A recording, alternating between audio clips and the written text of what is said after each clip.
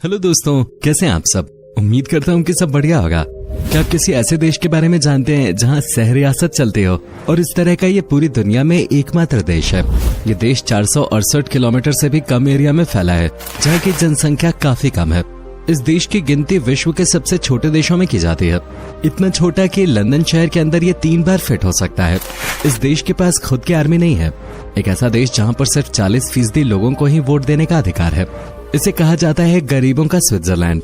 एक ऐसा देश जहां सिगरेट की स्मगलिंग करना परंपरा है। दोस्तों, आज हम बात कर रहे हैं यूरोप में स्थित एक बेहद ही छोटे मगर खूबसूरत देश अंडोरा के बारे में। आप में से बहुत से लोगों ने शायद अंडोरा का नाम भी पहले कभी नहीं सुना होगा, लेकिन आपको बता दें कि इस देश में हर साल 70 से 80 लाख पर्यटक घूमने के लिए आते हैं। ये देश अपने विंटर स्पोर्ट्स जैसे स्कीइंग के लिए पूरी दुनिया में पॉपुलर है और भी कई ऐसी बातें हैं जो इसे बेहद ही खास बनाती हैं। आज हम आपको अंडोरा देश की सैर पर ले जाने वाले हैं। इस देश की संस्कृति और परंपरा के बारे में तो हम आपको बताएंगे ही, साथ ही कई ऐसे रोचक तथ्य भी बताएंगे जिन्हें सुनकर आप हैरान रह जाएंगे। और अंडोरा में कौन कौन सी जगह आप घूमने जा सकते हैं उसके बारे में आपको विस्तार से बताएंगे। अब बस वीडियो के अंत तक हमारे साथ बने रहें। सबसे पहले बता दें कि यूरोप के साउथ वेस्ट में स्थित इस देश का ऑफिशियल नाम है द प्रिंसिपैलिटी ऑफ अंडोरा। बता दें कि अंडोरा को दुनिया के सबसे प्राचीन देशों में से एक माना जाता है। देश का क्षेत्रफल मात्र 468 वर्ग किलोमीटर है। अंडोरा एक लैंडलॉक्ड कंट्री है। अंडोरा दुनिया का 16वां और यूरोप का 6ठा सबसे छोटा देश है। ये देश स्पेन और फ्रांस के बीच में बसा हुआ है। इस देश की राजधानी है अंडोरा ला वेला, जो समुद्र तट से 1023 मीटर की ऊंचाई पर स्थित है। इसे पूरे यूरोप की सबसे ऊंची राजधानी होने का दर्जा भी प्राप्त है। अंडोरा एक बेहद ही खूबसूरत देश है। यहाँ चारों तरफ आपको सिर्फ पहाड़ी पहाड़ नजर आएंगे। पहाड़ों के साथ झरने, झीलें, नदियां और मन मोह लेने वाले नजारे आपको मोहित करने के लिए काफी हैं। ये देश पायरेनीज पर्वत श्रृंखला के बीच में बसा हुआ है। इस छोटे से देश में ही छोटी बड़ी मिलाकर कुल 65 से ज्यादा चोटियां मौजूद हैं, जिन्हें फतह करने के लिए यहाँ ट्रेकर्स भी आते हैं। अंडोरा यूरोपियन यूनियन का सदस्य नहीं है, लेकिन इसके बावजूद यहाँ पर यूरो करेंसी ही चलती है। हालांकि ये संयुक्त राष्ट्र के मेंबर्स की सूची में आता है। इस देश की अपनी खुद की ओलंपिक टीम भी है। वो अलग बात है कि आज तक अंडोरा ने एक भी पदक नहीं जीता है, लेकिन किसी भी मुकाबले को जीतने से ज्यादा उसमें भाग लेना ज्यादा अहम होता है, और ये बात अंडोरा के लोग अच्छी तरह समझते हैं। अंडोरा हर साल 28 अप्रैल को अपना स्वतंत्रता दिवस मनाता है, क्योंकि इसी दिन इसे संयुक्त राष्ट्र के स्वतंत्र देशों में शामिल किया गया था और इसी साल यहाँ पर संसद की स्थापना हुई थी। अंडोरा देश की ऑफिशियल लैंग्वेज है कैटलान। कैटलान के अलावा इस देश के लोग स्पेनिश और फ्रेंच भाषाएं सबसे ज्यादा बोलना पसंद करते हैं। अंडोरा दुनिया का एकमात्र देश है जिसकी ऑफिशियल लैंग्वेज कैटलन है।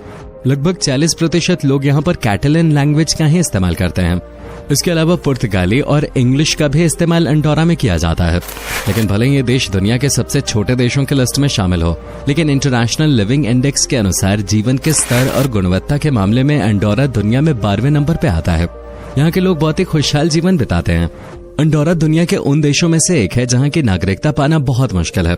इस देश की नागरिकता लेने के लिए आपको कम से कम 20 साल का इंतजार करना पड़ेगा।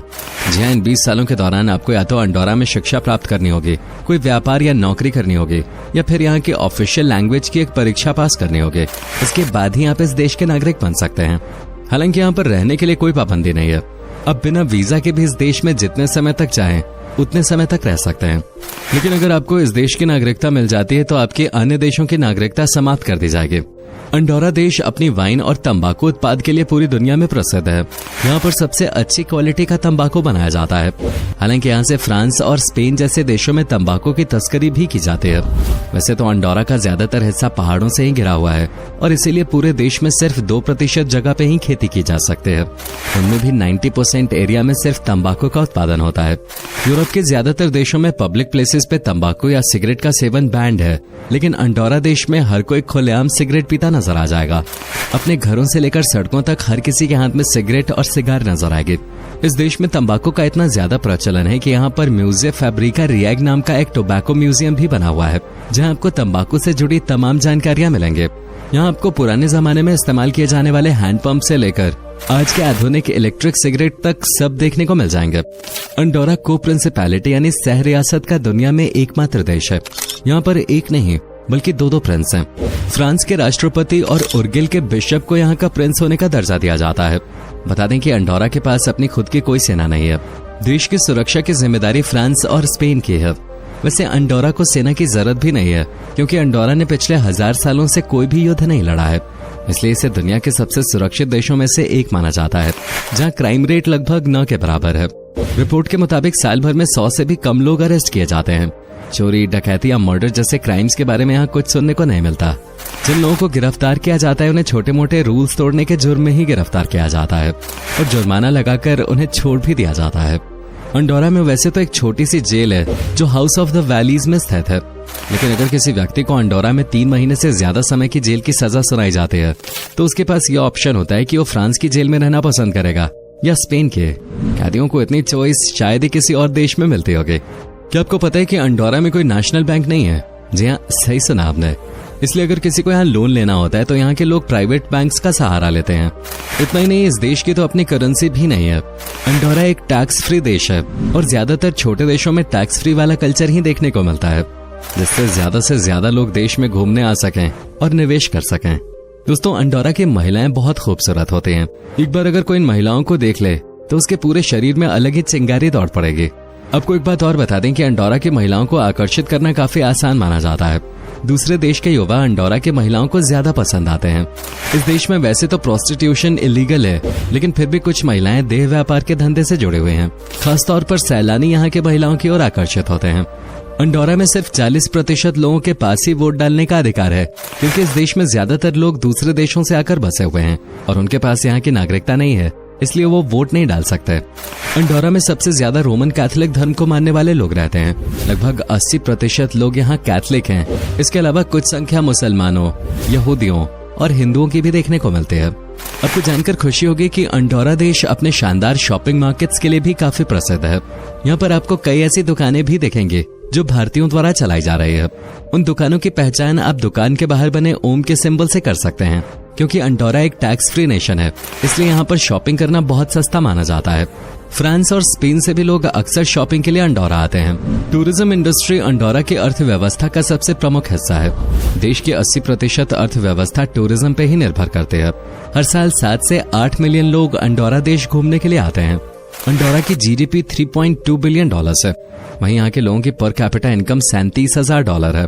इस देश में गरीब लोगों की संख्या भी लगभग 0% है। इतना छोटा सा देश होने के बावजूद अंडोरा में शिक्षा को बहुत अहमियत दी जाती है और यही वजह है कि आज अंडोरा में हर व्यक्ति लिटरेट है। देश में लिटरेसी रेट लगभग 100% है। पूरे देश में सिर्फ एक ही यूनिवर्सिटी है जहाँ सैकड़ों स्टूडेंट्स पढ़ते हैं।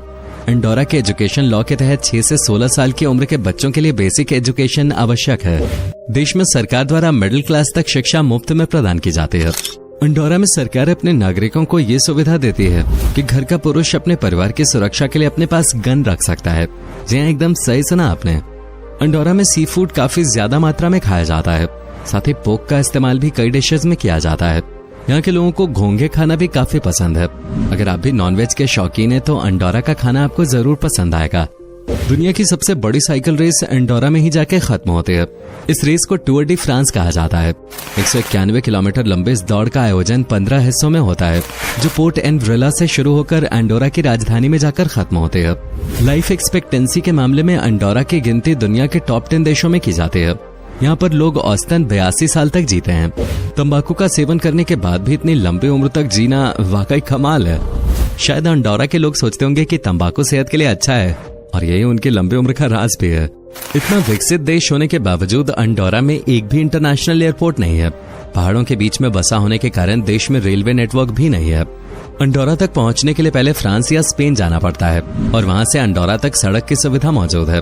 साफ सुथरी सड़कें, खूबसूरत वादियां और दिलकश नजारों के बीच कुछ घंटों के भीतर ही आप फ्रांस या स्पेन से अंडोरा तक पहुंच सकते हैं। चलिए अब आपको अंडोरा में घूमने लायक सबसे प्रसिद्ध जगहों के बारे में बता देते हैं। अंडोरा की राजधानी के बारे में तो हम आपको बता ही चुके हैं। राजधानी अंडोरा ले वेला और एल पास डे ला कासा जैसी जगहों पर आप जी भर के विंटर स्पोर्ट्स का आनंद ले सकते हैं।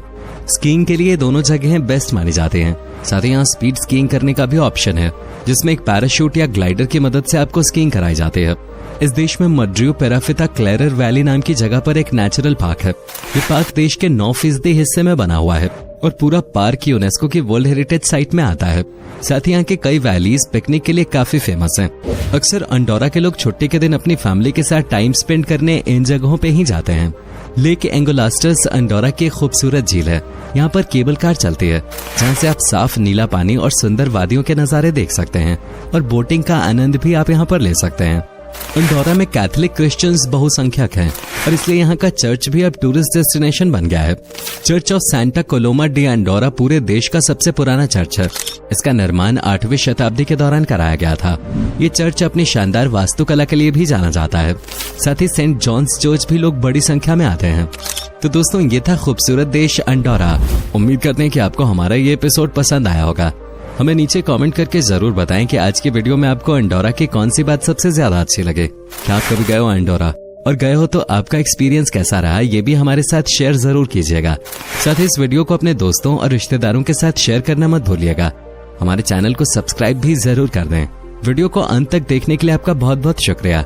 अब से फिर मुलाकात होगी एक और नई वीडियो के साथ।